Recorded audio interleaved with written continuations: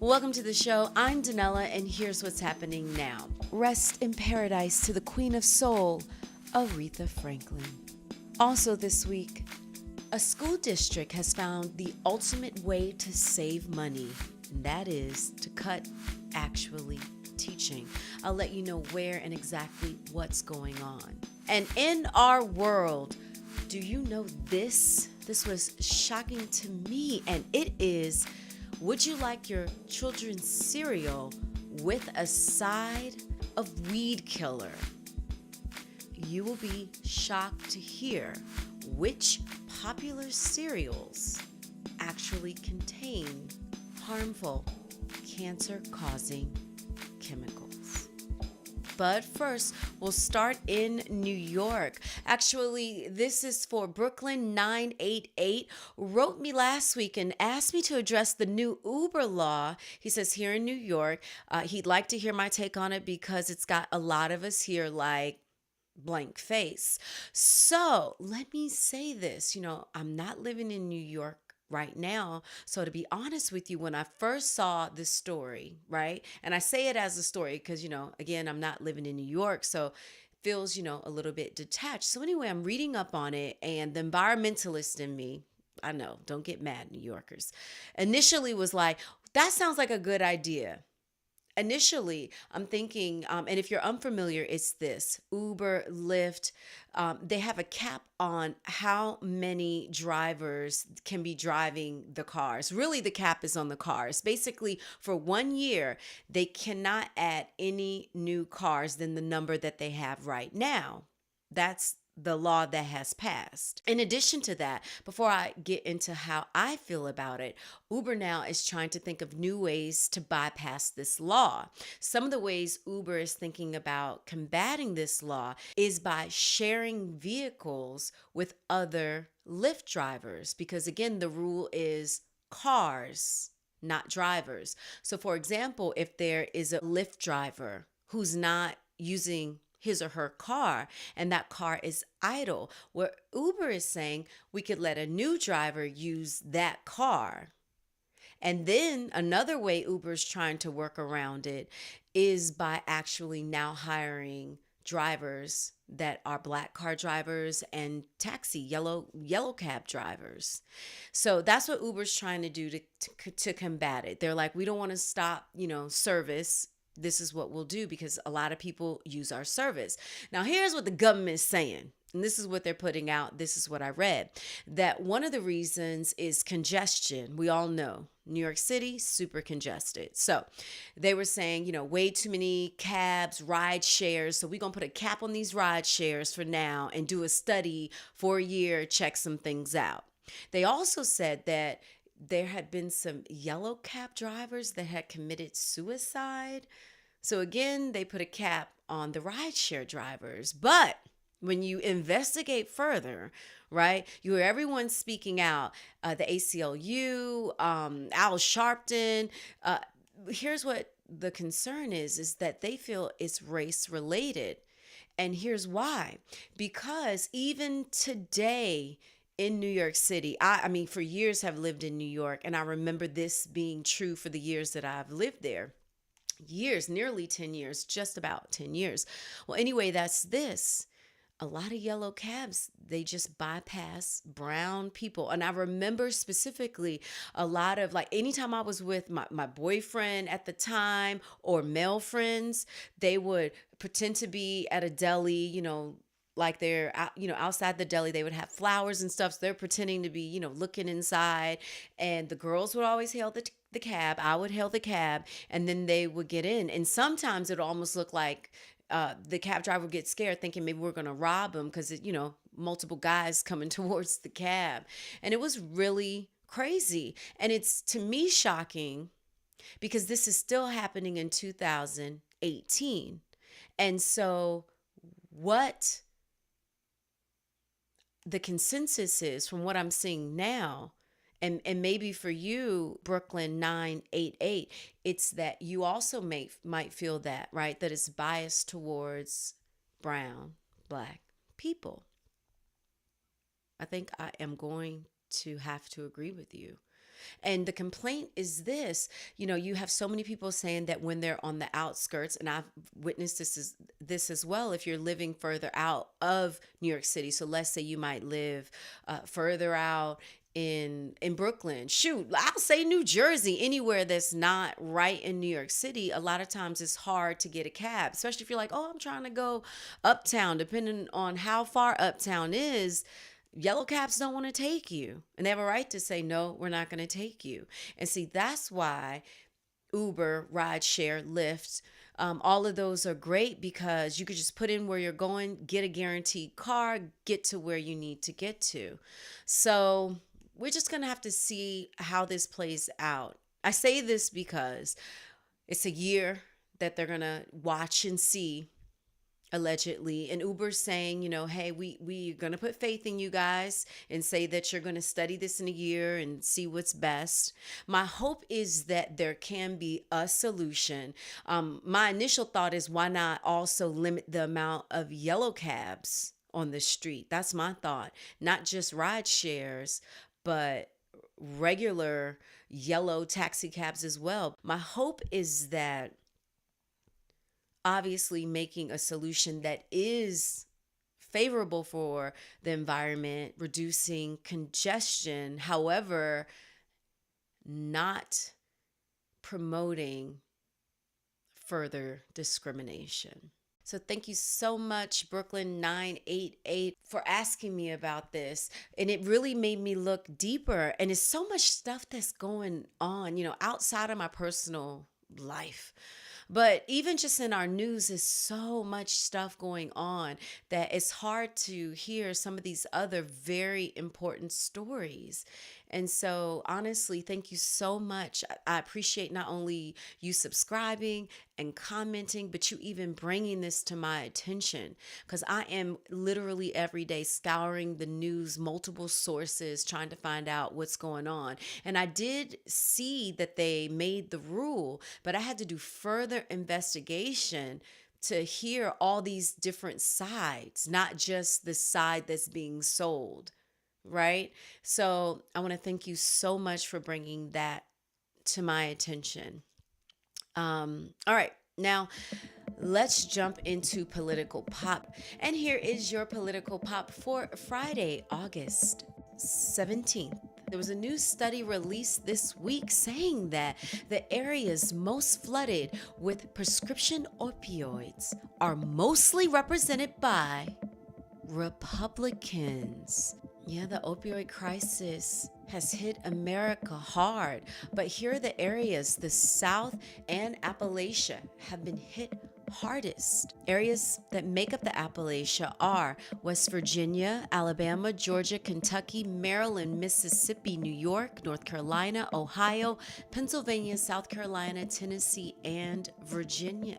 In June, the House passed 60 opioid-related bills. And it's important to note, this study is not saying that there's some correlation between political affiliation and opioid crisis. Maybe knowing this, Republicans will invest more in long-term treatment for drug addiction.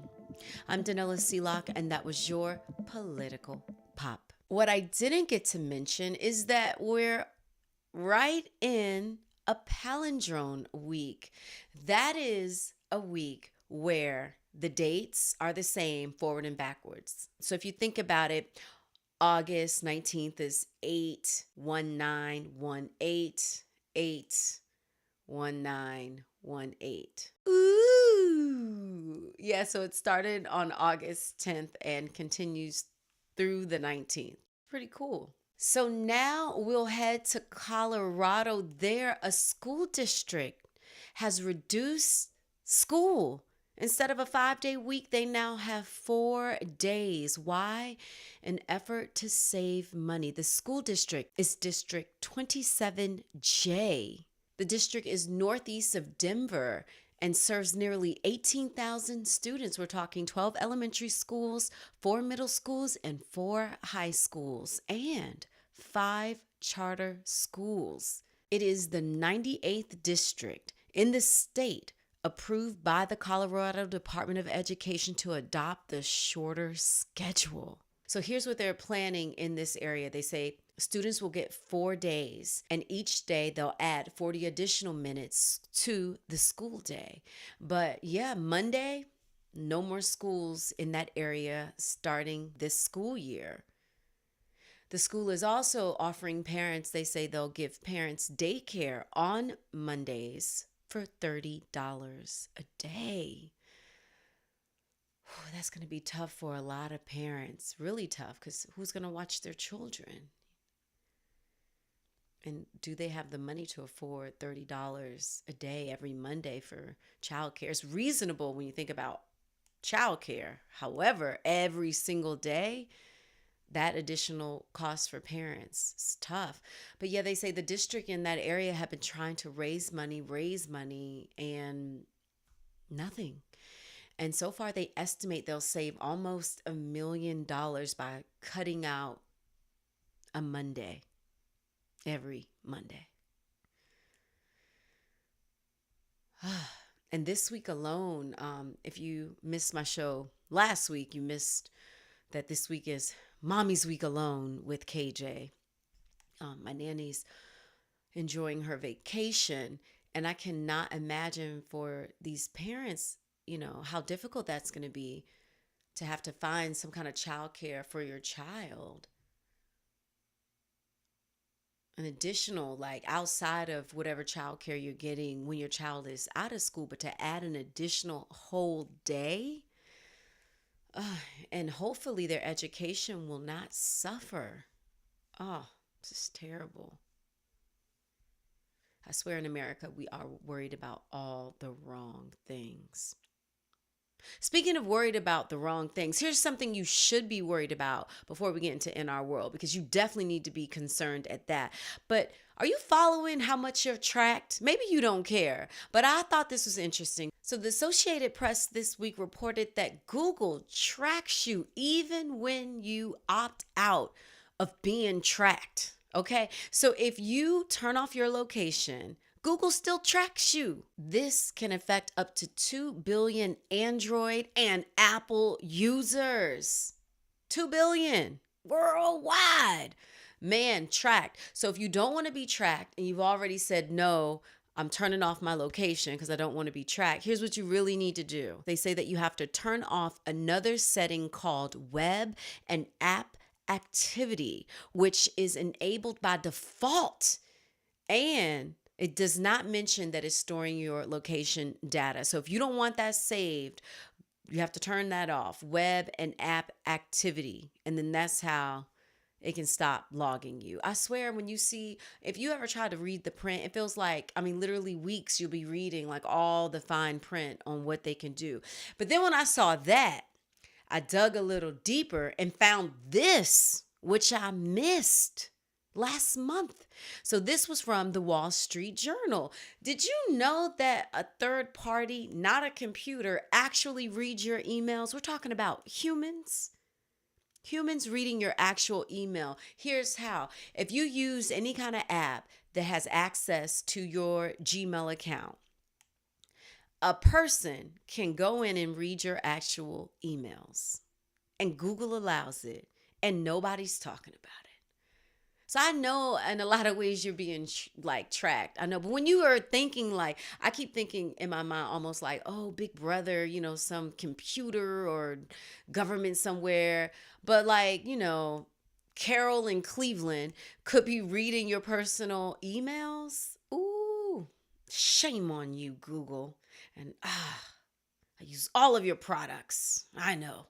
But if you want to find out what apps have access to your emails and are reading your emails, you'll have to do a security checkup. And when you do that security checkups, you can see what apps have access to your emails. Now we'll get into In Our World. In Our World this week, we're talking about this cereal with a side of weed killer. I'm not making this stuff up, folks. I'm just letting you know how it goes down. So I'm not sure if you saw this week. Actually, Kyle brought it up to me. And he's like, a lot of the mainstream news media is not covering this, but he was like, did you hear about the man who had caught cancer from weed killer, all these chemicals, and they're paying him. I'm so glad that they're paying him. So I'm looking it up. The man is getting $289 million. However, he is dying from cancer. The company is Monsanto. Think Roundup, weed killer. So here is the chemical. The chemical is glyphosate. It's an active ingredient in Roundup. It is the most heavily used pesticide in the US. And that same chemical is in popular cereal, including children's cereal, at levels that are harmful levels. All right, here's the website to go to. Okay, www.ewg.org. This is the website you can go to, and you can search for more information to get a complete list. Glyphosate is sprayed just before harvest on wheat, barley, oats, and beans that are not genetically engineered.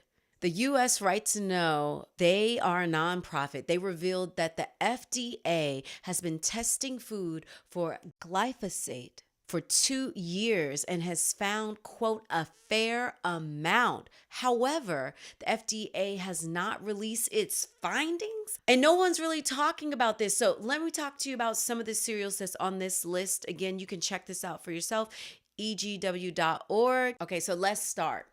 Children's cereal first, we'll say Lucky Charms. Come on, Lucky Charms. A fair amount of the same chemical that's known to cause cancer.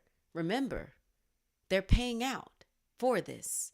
So that's Lucky Charms, Quaker Steel Cut Oats. And let me just say, my son loves oatmeal every day. Quaker Steel Cut Oats, Quaker Old Fashioned Oats, right? Kellogg's Nutri-Grain Soft Baked Breakfast Bars, man. Quaker Chewy Chocolate Chip Granola Bar.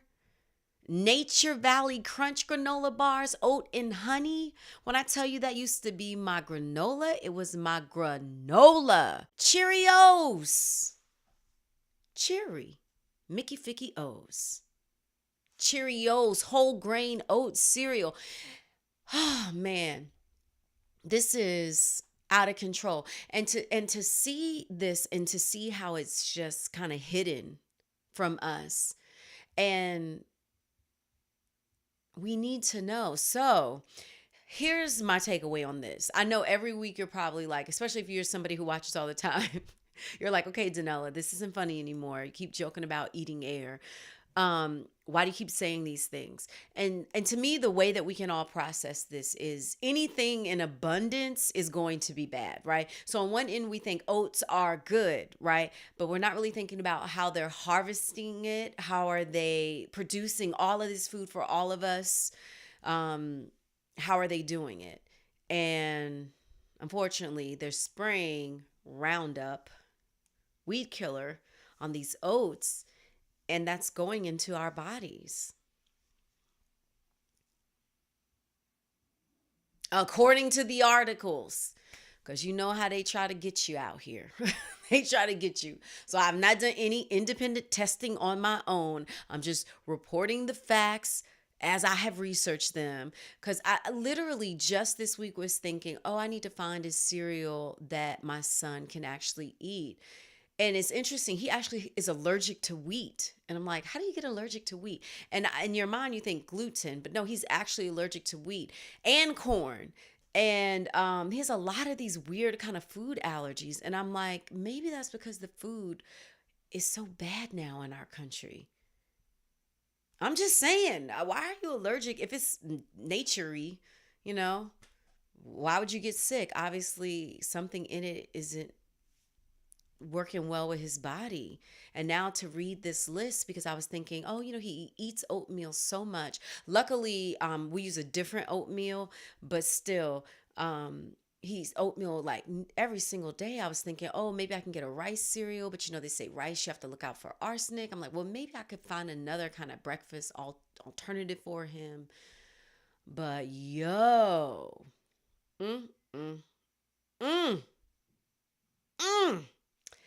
yeah, that's going to wrap up in our world. Please research that. glyphosate E. That is the chemical. That chemical is found in Roundup. I'm not telling you what to do. I'm just saying be informed. Yeah, before we wrap up the show officially, let me say thank you for joining me this week. I wasn't sure if I was going to make it. Yeah, our beautiful, beautiful Paula returns on Monday to help with childcare. And it's been a beautiful week. So, what I'll do is next week break down the lessons I've learned. I've learned some really good lessons. I'm going to give you one spoiler alert, and that is if you are a single parent, male or female, if you are a single parent, you need a holiday for you. You need praises, like parades. You know what I'm talking about? Like for real. Like you need something special. I'm talking days off of work. It should be like, I do a Mother's Day. It should just be like, I know I got Mother's and Father's Day, but it needs to be like single parent day. For those cats that are single parent, I don't care if it is child's mother, child's father, ex-wife, ex-husband. I don't care what that label is. You deserve a day, at least, for real. All the time. Yeah, so there's some other things that I learned as well, but I want to wait till I get all the way to Monday because I've done a lot of first. So yeah, I'm going to wait till Monday to really reveal my lessons. But yeah, I'm still here. And it's funny, I asked my son, I said, what should I put on the show? What should I talk about? So just so you know, I'm glad he's not my producer. He wanted to talk about Chuck. Chuck is a dump truck. He also wanted to talk about Pete the cat. I don't know if you know about Pete the cat. He wanted to talk about Pete the cat. And then I said, well, what should I show? He said, Mommy, show KJ. And I was like, you know how to get ratings. He doesn't even know what that is, but he does know good content. Every mother thinks their child is good content, and I concur. All right, and with that, thank you so much for joining the show. Again, thank you for your comments and your emails. You can email me, Danella at DanellaNOW.com, and on social media at DanellaNOW. I thank you so much. Those of you that have subscribed, those of you that have liked, thank you so very much. I hope you have a wonderful weekend, and I'll see you next week.